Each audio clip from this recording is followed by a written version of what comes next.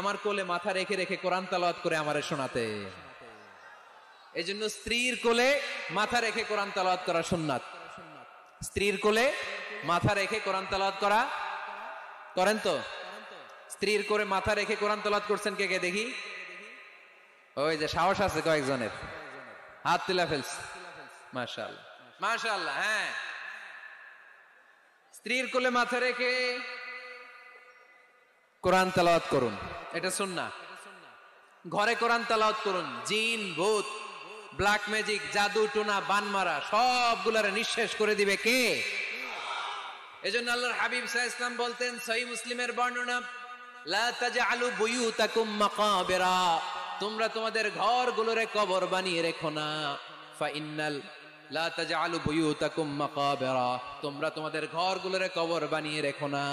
ফা ইন্নাশ শাইতানা ইয়ানফিরু মিনাল বাইতিল্লাযী তুকরাউ ফীহি সূরাতুল বাকারা, যেই ঘরে সূরাতুল বাকারা তেলাওয়াত হয় ওই ঘর থেকে শয়তানগুলো দৌড়ে পালায়।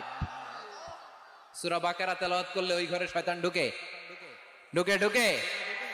সহিহ মুসলিমের আরেক হাদিসে আল্লাহ রাসূল সাল্লাল্লাহু আলাইহি ওয়াসাল্লাম বললেন, ইকরাউ সূরাতাল বাকারা, তোমরা বেশি বেশি সূরা বাকারা পড়ো।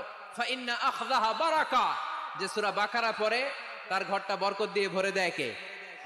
ওয়া তারকাহু হাসারা, যে বাকারা পড়ে না ও আফসোস করে। ওয়ালা ইস্তাতিউহাল বাতালা, যে ঘরে সূরা বাকারার তেলাওয়াত হয় ওই ঘরে কোনো জাদু টোনা ব্ল্যাক ম্যাজিক কাজ করে না। চিল্লায় পড়েন আল্লাহু আকবার।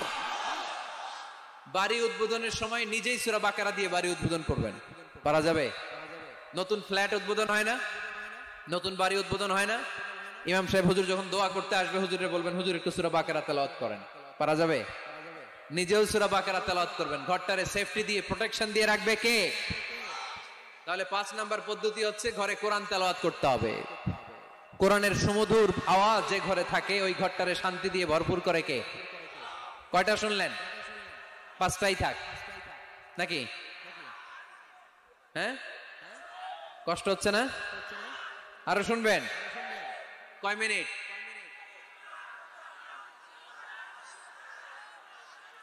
তাকবীর পড়েন, লিল্লাহি তাকবীর, লিল্লাহি তাকবীর, লিল্লাহি তাকবীর।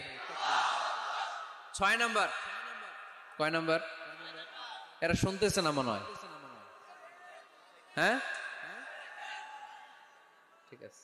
কয় নাম্বার? 6 নাম্বার হচ্ছে মাঝে মাঝে আউটিং এ যাবেন, ঘুরতে যাবেন। ভাবিরে নিয়ে বেড়াইতে গেছেন কে কে এই বছর? দেখি হাত তোলেন।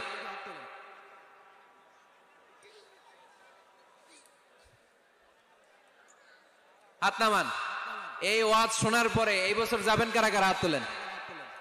এই বাচ্চারা তোমরা হাত তোলো কেন? তোমরা বিয়ে করছো নাকি? বুঝে না বুঝে হাত তোলে খালি।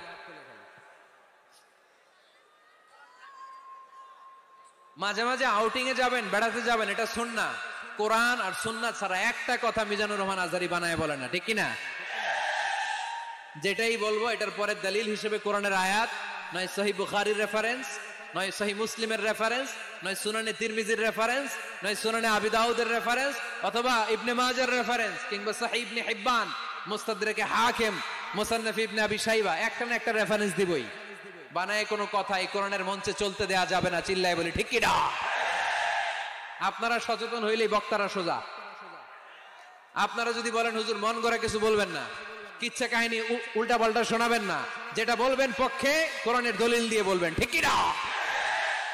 তাহলেই বাংলাদেশ সোজা হয়ে যাবে। বক্তারা যদি সোজা, বাংলাদেশের সোজা, ঠিক কি না?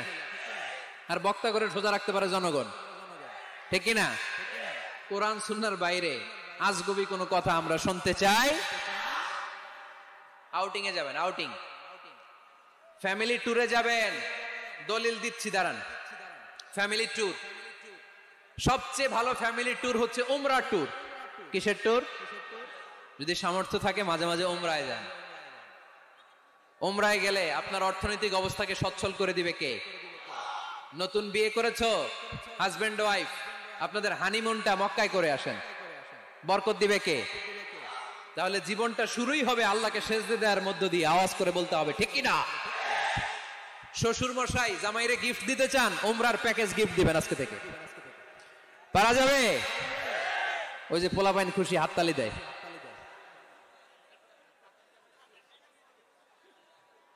উমরায় যান, উমরায় ঘুরতে যান, ঘুরতে যাবেন।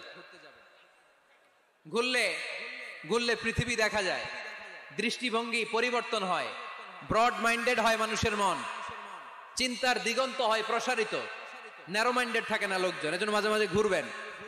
এজন্য কোরআনে রব্বুল আলামিন বলেন, কুল সিরু ফিল আরদি সুম্মা ইনজুরু কাইফা কানা আকিবাতুল মুকাজ্জিবিন। ও আমার বান্দারা, জমিনে ঘুরে বেড়াও, অবিশ্বাসীদের সাথে, গাদ্দারদের সাথে আমি আল্লাহ কি আচরণ করেছি নিজ চোখে দেখে আসো। আপনি যদি মিশরে যান, তাহলে মিশরে ফেরাউনের লাশ আছে না নাই? কারুনের বাড়ি আছে না নাই? আপনি যদি জর্ডানে যান, ওখানে ডেড সি, মৃত সাগর, আবার ধাক্কাধাক্কি। হ্যাঁ,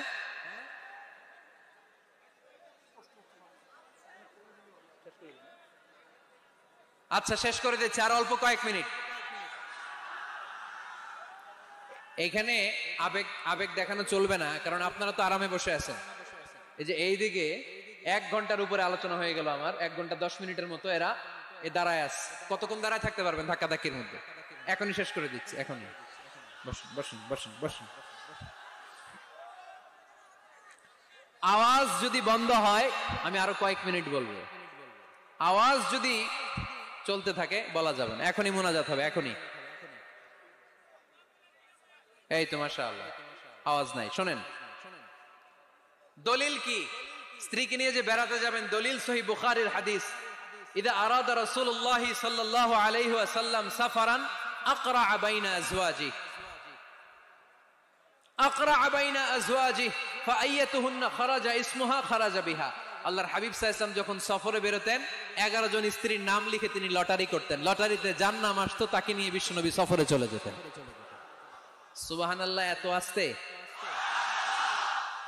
আল্লাহর হাবিব সাল্লাল্লাহু আলাইহি ওয়াসাল্লামের 11 জন স্ত্রী ছিল, সবাইরে নিয়ে তো আর যাওয়া যাবে না। এই লটারিটা জায়েজ, এই লটারি জায়েজ। 11 জনের নাম লিখে, এটাকে আরবিতে বলে, বুখারীর ভাষায় কুরআ। আরবিতে কি বলে? কুরআ। ইদা আরাদা, আম্মা জান আয়েশার বর্ণনা, সহিহ বুখারীর হাদিস, ইদা আরাদা রাসূলুল্লাহ সাল্লাল্লাহু আলাইহি ওয়াসাল্লাম সাফারান আকরা বাইনা আজওয়াজিহি ফাআইয়াতুহুন্না খারাজা সাহমুহা খারাজা বিহা।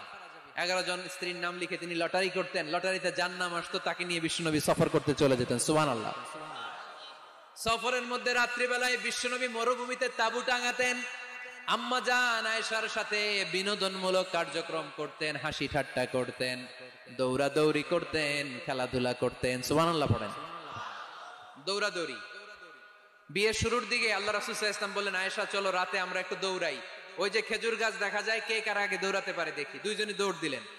আল্লাহর হাবিব সাল্লাল্লাহু আলাইহি ওয়াসাল্লাম ইচ্ছা করে আস্তে দৌড় দিলেন, যাতে আম্মা জান আয়েশা রাদিয়াল্লাহু তাআলা আনহা ফার্স্ট হয়ে যায়। আম্মা জান আয়েশা রাদিয়াল্লাহু তাআলা আনহা দৌড়ে যে খেজুর গাছ ধরে বললেন, আমি ফার্স্ট, আমি ফার্স্ট। খুশি হয়ে গেলেন। আবার কয়েক বছর পরে আবার যখন লটারিতে আম্মা জান আয়েশার নাম আসলো, আবার এক রাতে দুইজনে দৌড় দিলেন। এবার আর বিশ্বনবী আম্মা জান আয়েশা রাদিয়াল্লাহু তাআলা আনহাকে সুযোগ দেন নাই, নিজে জোরসে দৌড় দিলেন। বললেন, চলো আজকে রাতে দেখি কে কার আগে দৌড়ে ওই পিলার ধরতে পারে। বিশ্বনবীও দৌড়, আম্মা জান আয়েশাও দৌড়। এবার বিশ্বনবী জোরসে দৌড় দিয়ে খেজুর গাছ ধরে বললেন, আমি ফার্স্ট। সুবহানাল্লাহ কইবেন না? আম্মা জান আয়েশা রাগ করে ফেললেন, আজকে আর জিততে পারে নাই। বিষ্ণু ইসলাম আম্মা জান আয়েশার কাছে যেয়ে বললেন, ইয়া হুমায়রা, ও আমার সুন্দরী লাল টুকটুকে বউ, হাদিহি সাবকাতু বিতিল, ওই যে 7 বছর আগে একবার রাতের দৌড়াদৌড়িতে আমারে হারাইছিলা, আজকে তোমারে হারাই দিয়ে ওটা শোধ নিয়ে নিলাম। দেখেন কি খুনসুটি, কি ভালোবাসাবাসি, কি ভালোবাসাবাসি ছিল বিষ্ণু ইসলামের আর বিষ্ণু ইসলামের স্ত্রীদের মধ্যে। আম্মা জান আয়েশা রাদিয়াল্লাহু তাআলা আনহা পেয়ালার যেই জায়গায় ঠোঁট লাগিয়ে চুমুক দিয়ে দুধ খেতেন, ঠিক ওই জায়গায় ঠোঁট লাগিয়ে বিষ্ণু ইসলামও দুধ খেতেন। ওটের হাড্ডি চুষে আম্মা জান আয়েশা ফেলে দিলে ওই চোষা হাড্ডিটা নিয়ে বিষ্ণুনবী চুষতে আরম্ভ করতেন। একই বালতি থেকে পানি নিয়ে দুজন গোসল করতেন। সুবহানাল্লাহ পড়বেন না? তাহলে ফ্যামিলিতে, পরিবারে সুখ শান্তি আনার 6 নাম্বার টিপস হলো বেড়াতে যাবেন, যেমনটা আল্লাহ রাসূল সাল্লাল্লাহু আলাইহি ওয়াসাল্লাম স্ত্রীদেরকে নিয়ে বেড়াতে যেতেন। রাজি আছেন তো সবাই? কই যাবেন? কক্সবাজার,